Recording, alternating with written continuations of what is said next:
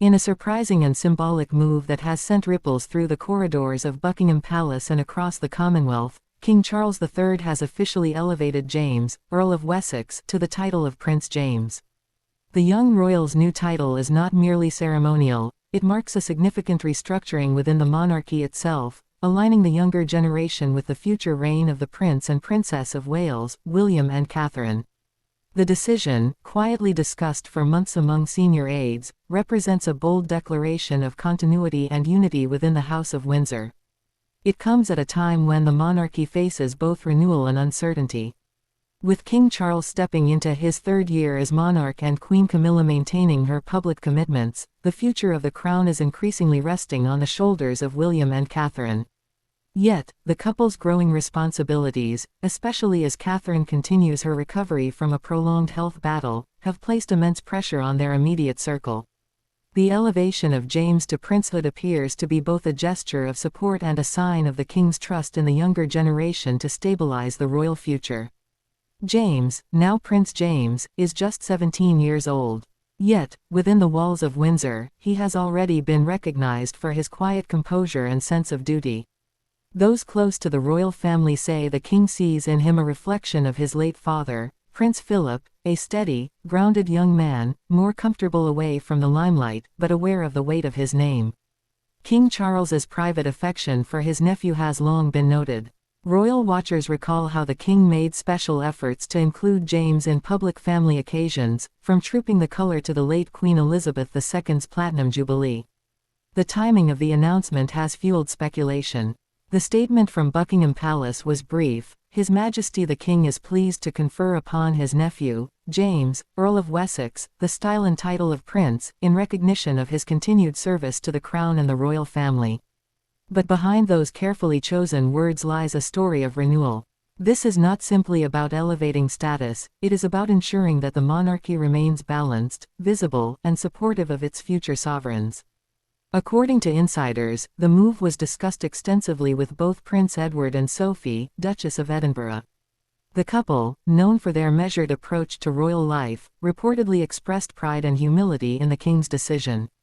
Sophie, in particular, was said to be emotional, recalling her son's quiet dedication through challenging years when the royal family faced public scrutiny and internal strain. For her, seeing her son recognized by the monarch himself was both personal and symbolic, a validation of the values she and Edward have instilled. Prince James's relationship with Prince William is also said to be growing stronger. Both share a mutual respect rooted in a sense of duty rather than glamour.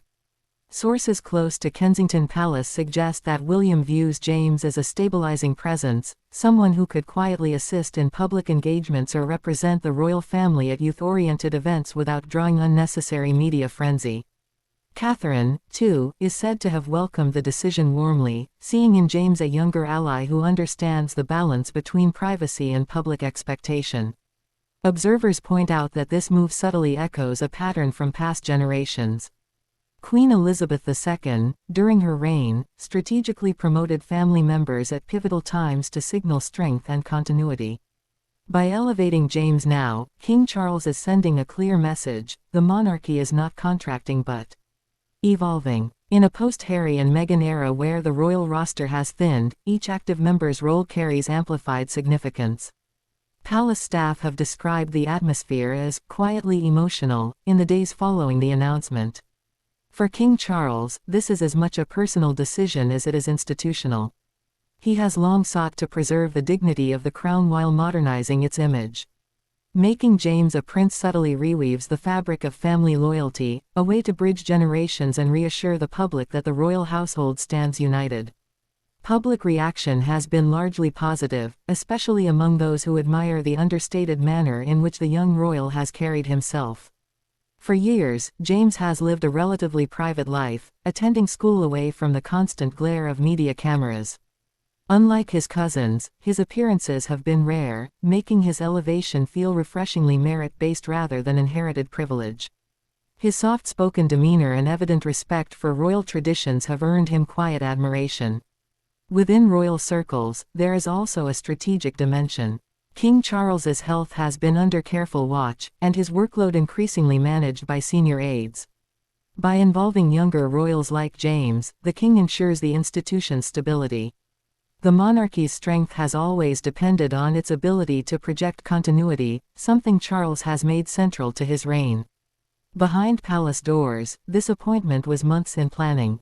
Senior courtiers reportedly drafted several versions of the official statement, weighing every word for its long-term implication. The king, ever mindful of public sentiment, wanted to strike a tone of reassurance, emphasizing not hierarchy but service. In private, he has told aides that titles mean nothing without purpose. James's new role, therefore, comes with expectations to assist, to support, and to uphold the values of the crown. What sets this moment apart is the emotional subtext. It has been a turbulent year for the royal family, marked by Catherine's health challenges, ongoing pressures from the media, and Charles's own medical treatments. Against that backdrop, this act feels almost like a family gesture of solidarity. It's the king reminding the world, and perhaps his own family, that strength lies in togetherness. James's upbringing has uniquely prepared him for this role. His parents deliberately raised him and his sister, Lady Louise Windsor, away from excessive privilege, emphasizing normalcy and responsibility. Even now, as he becomes Prince James, insiders say his lifestyle will not dramatically change. He will serve, but he will stay grounded, one family friend remarked. The British public, too, seems to embrace this narrative of modesty meeting duty. In a world increasingly skeptical of aristocratic privilege, Prince James embodies a new model of royalty, one that is relatable yet deeply respectful of heritage. Newspapers have already begun referring to him as the Quiet Prince, a title he reportedly finds embarrassing but fitting. Internationally, the move has sparked curiosity. European royal watchers note parallels with similar shifts in other monarchies, where younger royals are stepping forward to share the public burden. Some analysts suggest that King Charles is setting the stage for a more collaborative, less centralized royal operation, one that mirrors the cooperative style Prince William is likely to adopt when his time comes. There's also a symbolic dimension in the king's timing. The announcement comes as Britain continues to redefine its identity post-Brexit and post-pandemic.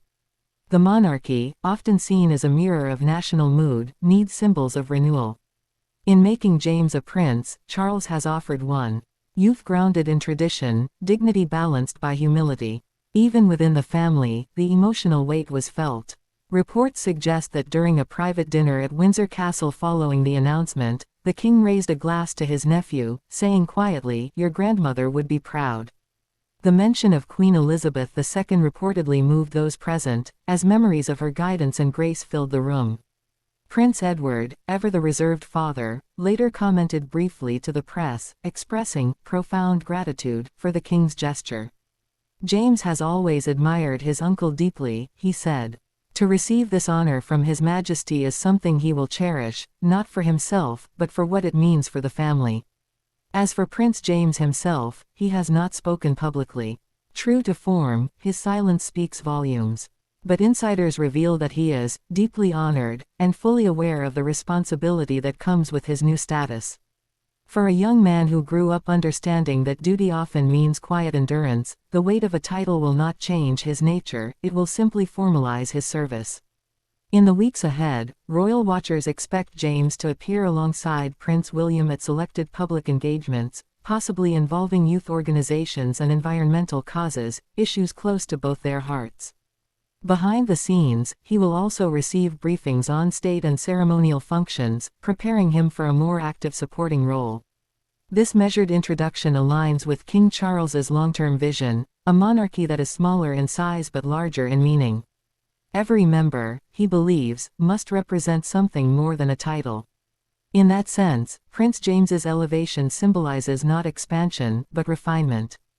As Britain looks toward the future reign of William and Catherine, the presence of a loyal, level-headed young prince at their side could prove invaluable. The monarchy's greatest strength has always been its ability to adapt without losing its soul.